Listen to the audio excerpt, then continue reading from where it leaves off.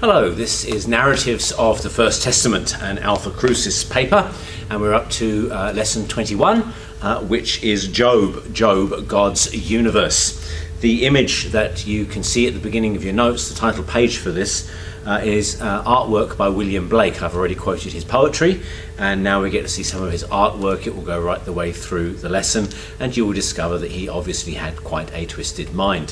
What we can see in this picture is 4 angels, 4 stars, and they are singing for joy over God's creation.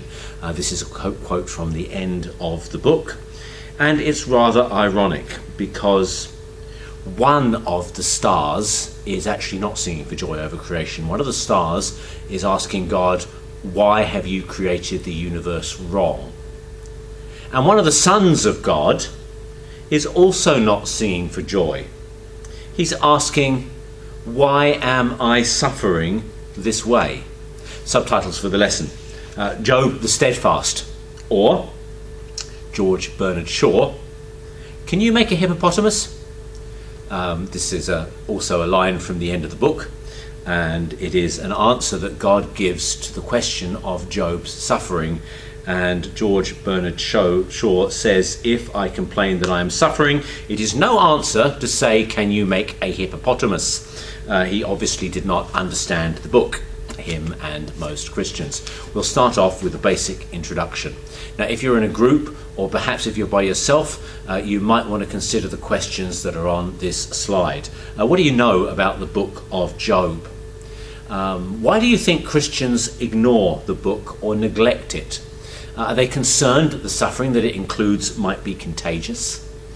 What kind of issues do we face when we read it? And then you might want to complete the following sentence. At the end of today's lesson, I want to, and survive, by the way, is not an appropriate answer. Maybe this is a good time for confession, because the truth of the matter is I love the book of Job. When I read through it in my devotions, it's one of those books where when I start to come to the end, I start to feel sad, and I just wish the book could go on a little bit longer. And part of the reason for that is the amazing poetry. I mean, it really is quite outstanding. But it's not just that, it's the powerful ideas that are behind the book, and the arguments that it handles, and the way that it handles those arguments. Job really is quite an amazing piece of poetry, perhaps one of the most amazing pieces of poetry ever written, both in the language it employs and the scope of the questions that it asks. James says this in the New Testament.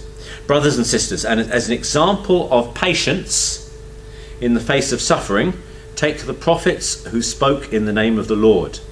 As you know, we count as blessed those who have persevered.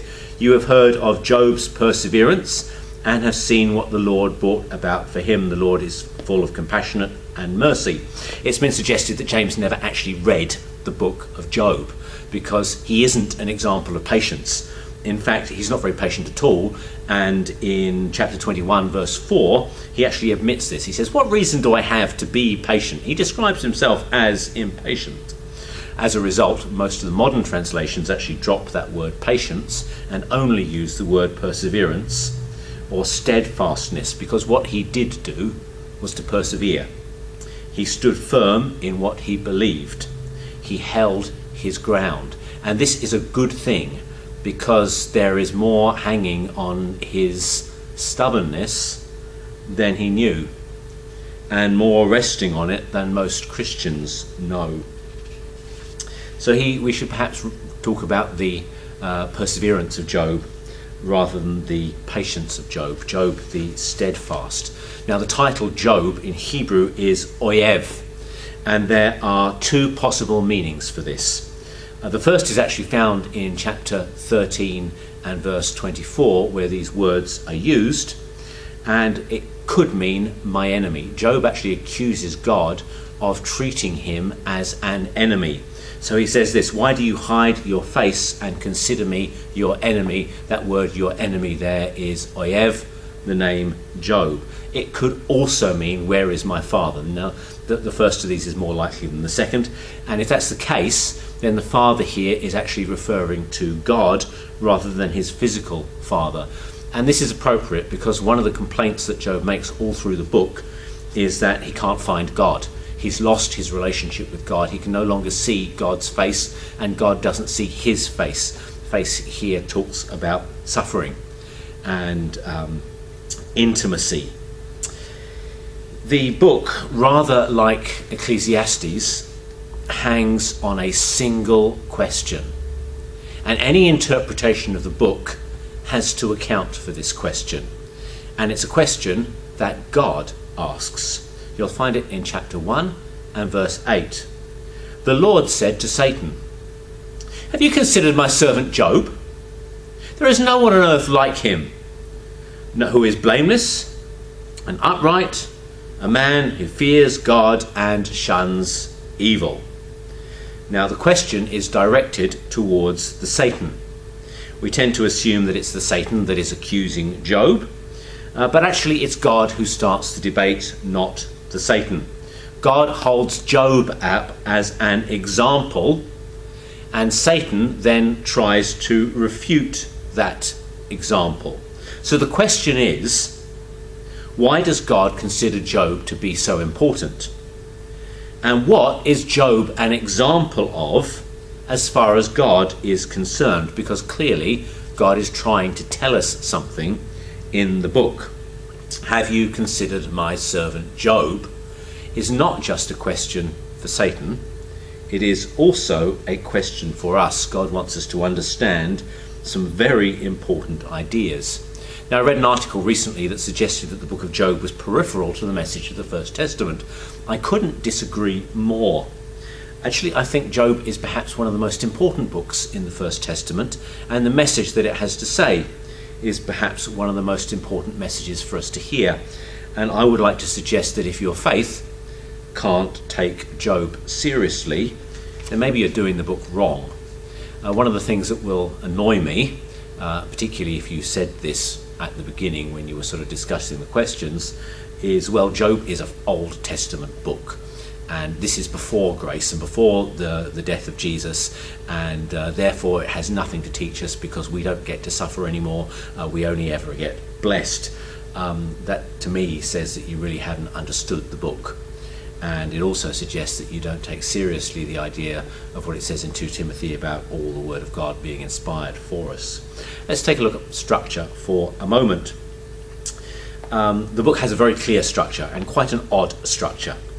The beginning of the book and the end of the book are narrative, or we might call them prose. Narrative, as we find in Genesis, they're basically a story. First 2 chapters and last chapters. The rest of the book, chapters 3 through the beginning of 41, are poetry. That's the body of the book. And there are similarities and there are differences between the prose and the poetry. So sometimes you'll hear scholars say that the book of Job has a narrative frame, i.e. bookends of narrative and poetry in the middle.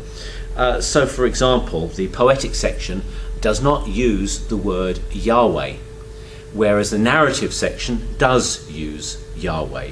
The poetry talks of El and Shaddai and Elohim, and I think only once Yahweh. It's been suggested that the original form was a narrative, and the reason for that is that if you look through the poetry, there are a couple of prose markers. You'll get phrases like the words of Job are at an end, or in spite of this Job did not sin with his lips, and these are sort of narrative chunks interwoven within the poetry. Having said that, they're very short. Been suggested that Job is a drama or a play. There are points of connection and points of difference between the poetry and the prose.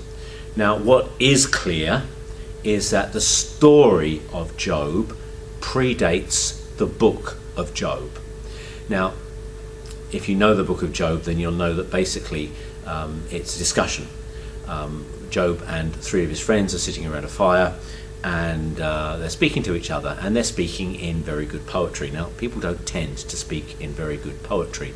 That tells us, well, the message itself might be correct. The book itself is a construct.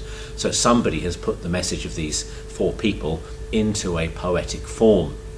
Therefore, the story of Job predates the book of Job. Now, there are differences between the poetry and the prose.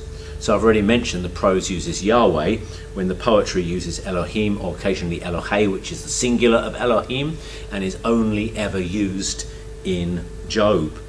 So Satan is a major character in the prose. He is absent in the poetry.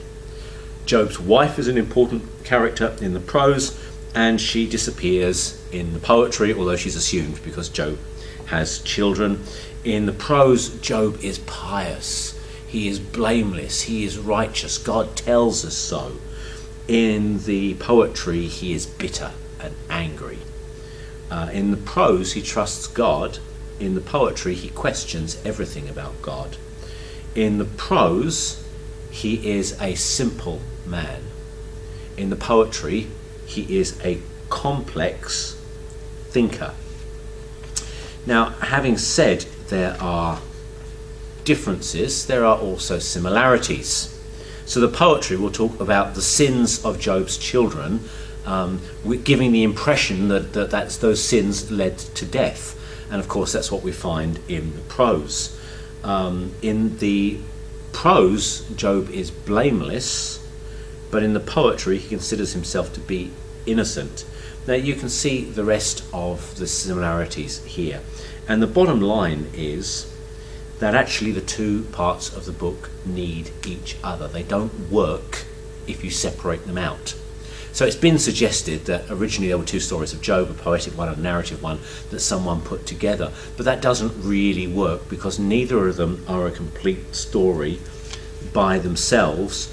What is clear is that the poetry needs the narrative frame, and the narrative frame needs the poetry. They work as a whole, and we don't have the book in any other form than the way that we have it today.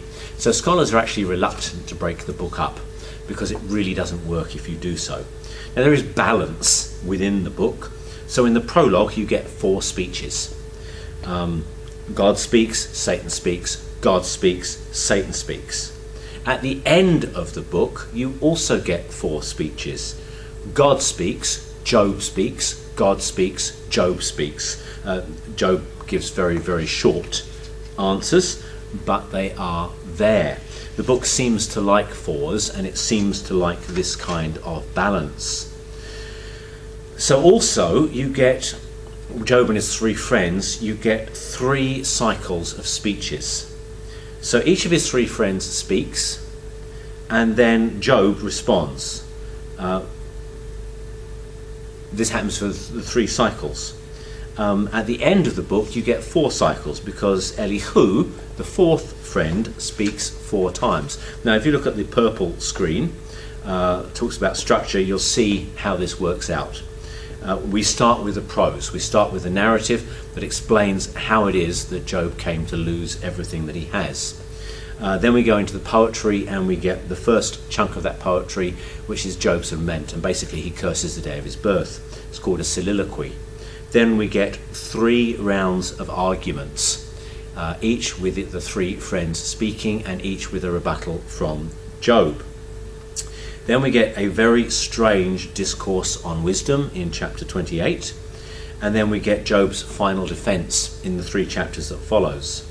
Immediately after that, Elihu speaks. He's presumably been there but silent the rest of the time, and he has four speeches. And then at the end of the book, God speaks. He addresses Job from the storm, and then we have an epilogue where Job's fortunes are restored. What the friends have to say is standard faith, and much of it we want to agree with. A lot of what Job says is not true. At least we think it's not true. We think we're being led down the garden path.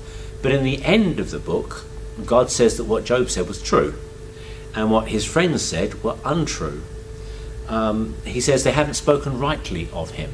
I was horrified one week to discover that the memory verse that our kids' church was teaching was actually something that the friends said in the book, which God rejected. It sounded so right, it sounded so spiritual. You've got to be really careful which bit of Job you're reading and what weight you put on it as a result. That little discourse on wisdom, a lot of scholars traditionally have considered this to be inserted into the book, but today we actually consider this to be the core meaning of the book. At the end, Job is restored, and we will look at these sections as we go through. This is kind of a long lesson, but it's okay, the one that's paired with it is short. Job is poetry. It uses all the kind of poetic devices that we've seen in Proverbs and that we've seen in Psalms. Having said that it's poetry, it's difficult poetry. There are at least 100 words in the Hebrew of Job that are not found anywhere else in the Bible. Job is also wisdom literature, which we looked at last week. So it is similar to Proverbs and Ecclesiastes. Jerome, the guy that translated the Bible into Latin in Bethlehem, said that Job was as slippery as an eel, and he is absolutely right. When you look at the diversity of things that have been said about the book, there are very many different views out there. And I think the thing is that every time you read the book and you think you've sorted it out, you go and read someone else that sort of opens your mind to an entirely different way of seeing the book. It's one of those books that just when you think you've got it nailed down, you discover that you haven't. Job is often considered to be a theodicy. And a theodicy is a vindication of God's goodness and justice in the face of the existence of evil. And it's certainly true that a lot of the ideas in Job are associated with theodicies. So theodicy is seeking to answer questions relating to God's justice. How can a good God allow evil? So either God is not good or he is not all-powerful, because if he were good, the world would be very different, and if he were all-powerful, he would have the ability to put that goodness into effect.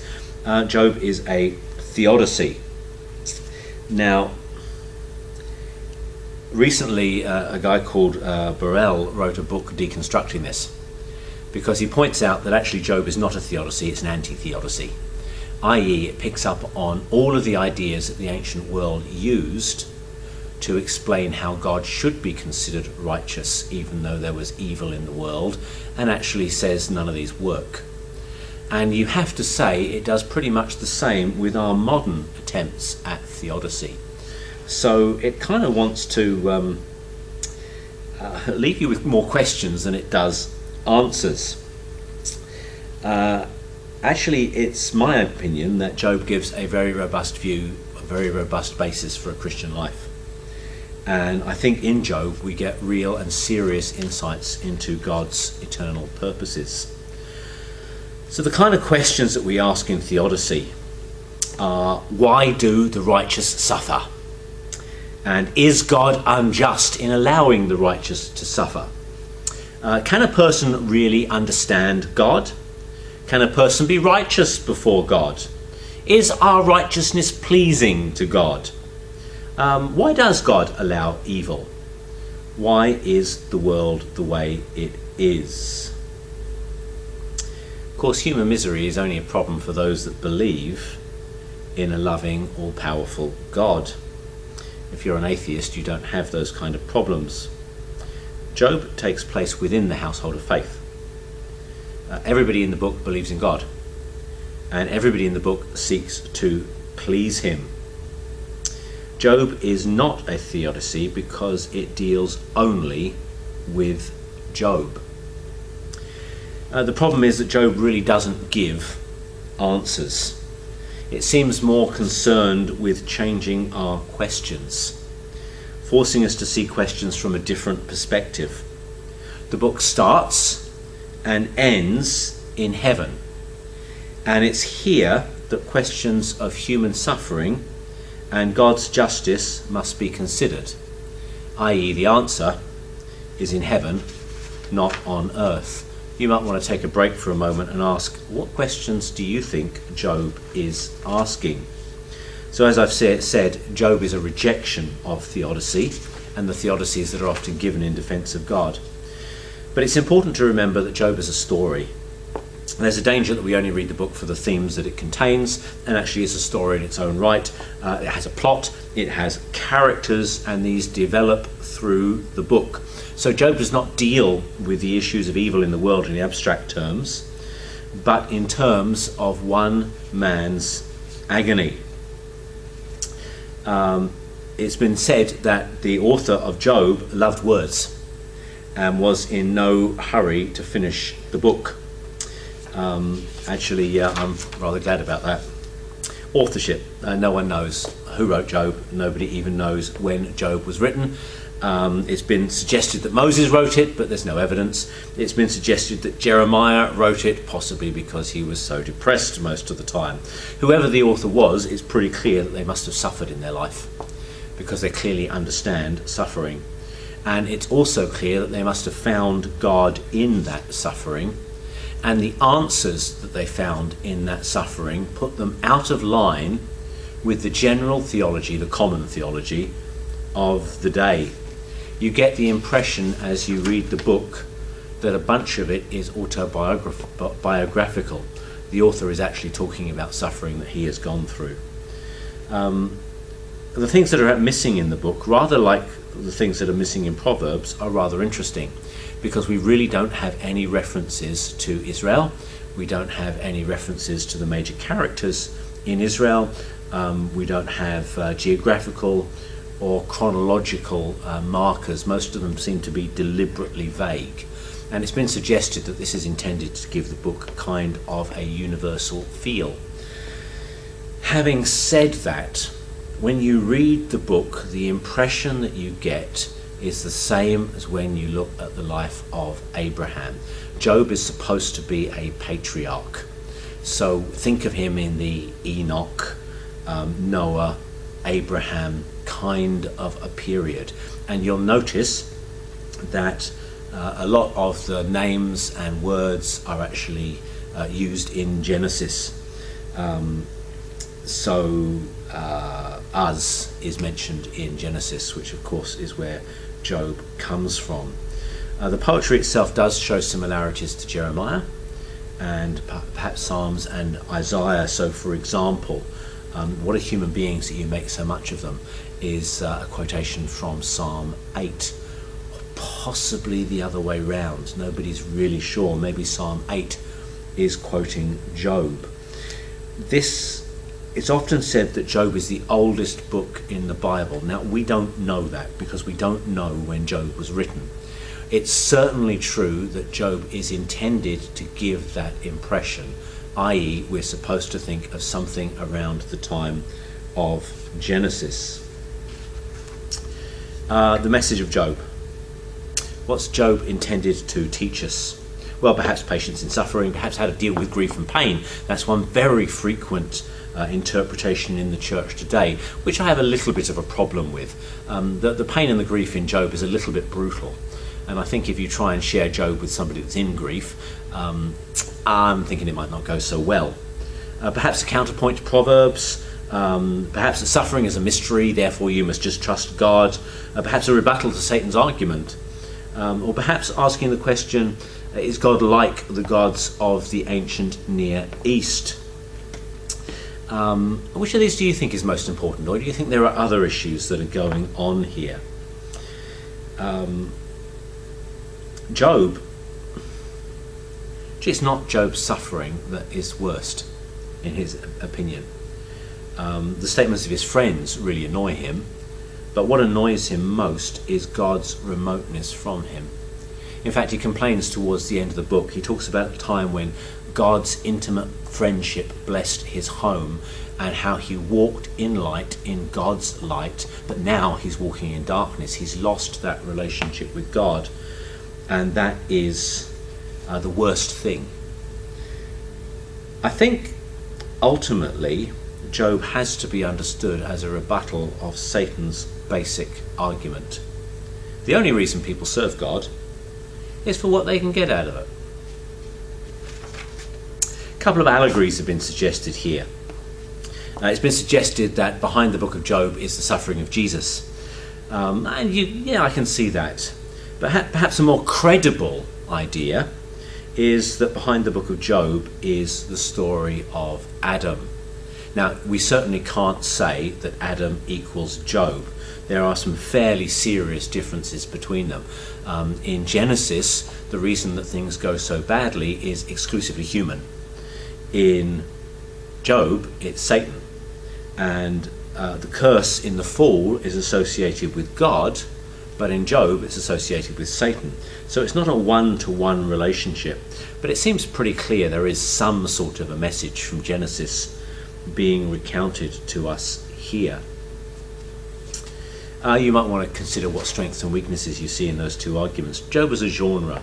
There are other works in the ancient Near East that are similar to Job.